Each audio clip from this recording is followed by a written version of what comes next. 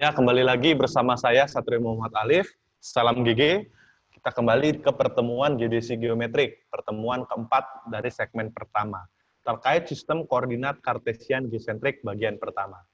Setelah sebelumnya dari 3 pertemuan kita membahas bumi elipsoid ya, terkait elipsoid. Lalu untuk posisi koordinat selain dari posisi koordinat geodetik itu seperti apa? Ya, lalu kemanfaatannya seperti apa? Kita mulai dari sekarang ya. Untuk materi pertama, bicara terkait parameter sistem koordinat. Lalu ada sistem koordinat geodetik, ini agak review sedikit ya. Kalau kemarin kan koordinat geodetiknya saja, ini sistemnya. Lalu ada sistem koordinat geosentrik, lalu mengubah dari geodetik ke geosentrik. Ya. Coba dari namanya mungkin sudah tergambar. Tapi sebelum itu kita mulai dari parameter sistem koordinat sendiri. Jadi ketika kita bicara sistem koordinat, ada 3 hal yang perlu diperhatikan. Ini sampai kapanpun dicamkan terus ya, sampai lulus, sampai tua gitu ya. Bukan hal yang rumit, tapi ketika bicara sistem koordinat, besaran apa yang digunakan? Ya, apakah besarannya besaran sudut, besaran satuannya dalam meter atau dalam derajat? Contoh kalau koordinat geodetik, besaran yang digunakan itu besaran yang satuannya sudut, ya, bintang dan bujur ya, sudut ya. Sedangkan kalau di sini kartesian geosentrik itu besaran yang digunakan adalah metrik atau meter. Lalu orientasi sumbu. Nah, ketika kita bicara sistem koordinat terutama yang kartesian, nanti akan ada sumbu-sumbunya. Sumbunya mengarah kemana? Nah, gitu ya. Lalu titik nol, nolnya di mana? Ini yang selalu sering dilupakan tapi sangat krusial. Ketika kita menyebut koordinat titik, misalnya 5.000 meter gitu ya, koordinatnya 5.000, 5.000. Nolnya itu ada di mana? Itu hal yang krusial ketika mendefinisikan sistem koordinat, di mana titik nol atau titik asal gitu ya. Lalu di sini ada contoh, di sini yang akan dibahas adalah sistem koordinat kartesian ya, bukan yang satuannya sudut tapi satuannya metrik ya, bukan polar ya. Kalau ada kartesian ada polar, polar itu satuannya sudut, ini adalah kartesian, yang satuannya metrik. Contohnya ada CIS, CTS ya, nanti mungkin di kuliah sistem referensi geodesi atau nanti di geodesi satelit akan dibahas lebih detail jenis-jenis sistem koordinat. Lebih di sini yang sekilas saja ada namanya CIS, CTS, di mana CIS dan CTS itu termasuk sistem koordinat kartesian geosentrik yang menjadi topik pembahasan minggu ini sampai minggu depan. Dari namanya sudah terlihat geosentrik, sentrik itu pusat, geo itu bumi, berarti pusatnya itu ada di pusat bumi. Intinya itu titik nolnya ada di pusat bumi. Ya. Selain geosentrik ada toposentrik.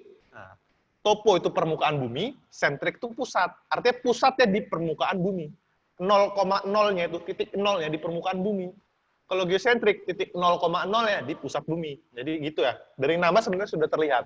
Geosentrik di pusat bumi, toposentrik di permukaan bumi. Nah, tadi sudah baru saja kita bahas ya.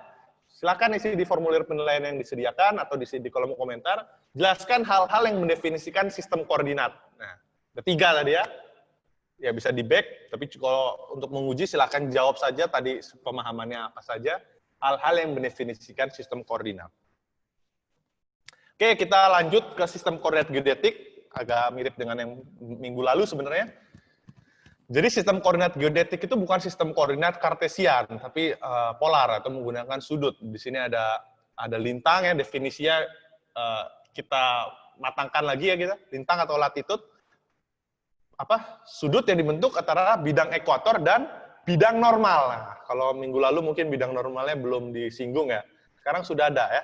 Bidang ekuator dan bidang normal yang melalui titik P. Berapa nilai lintang titik P? Lintang titik P adalah sudut yang dibentuk antara bidang ekuator dan bidang normal yang melalui titik P. Ya.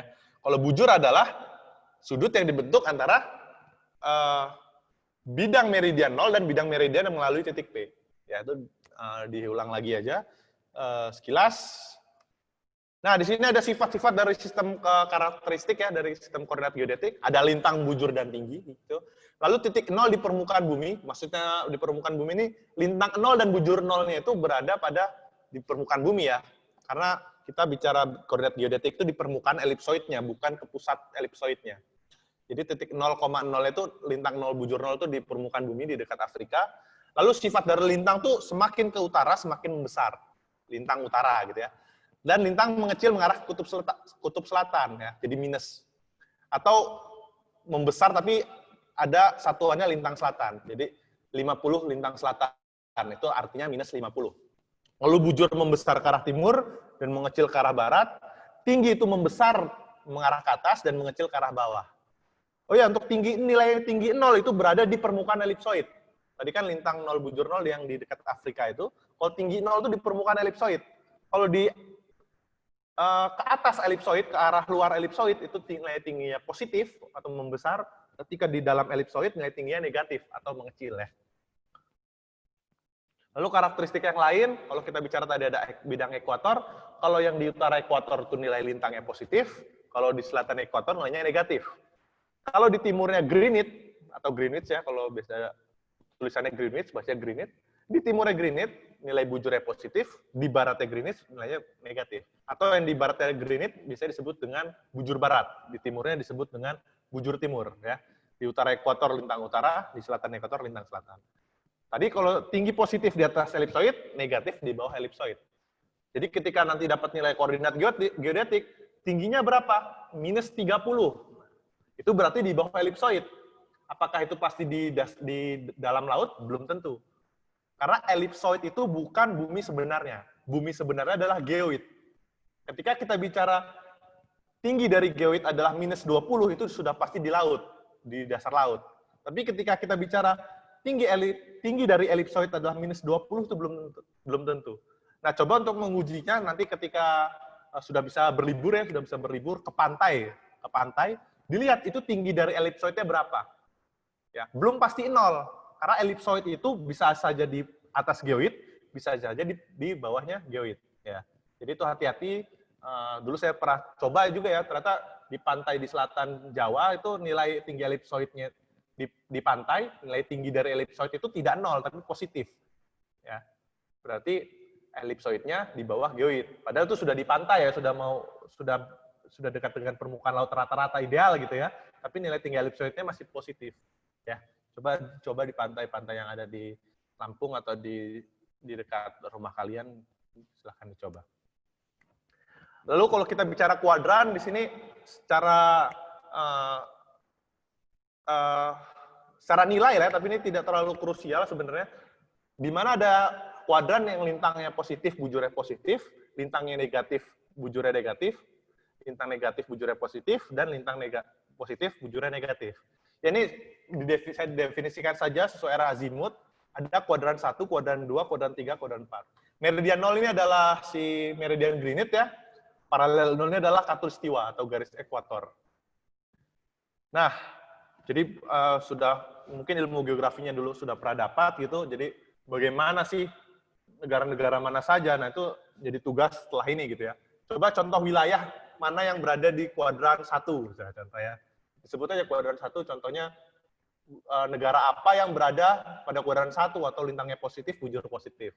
Atau Indonesia tuh di mana sih, kuadran mana?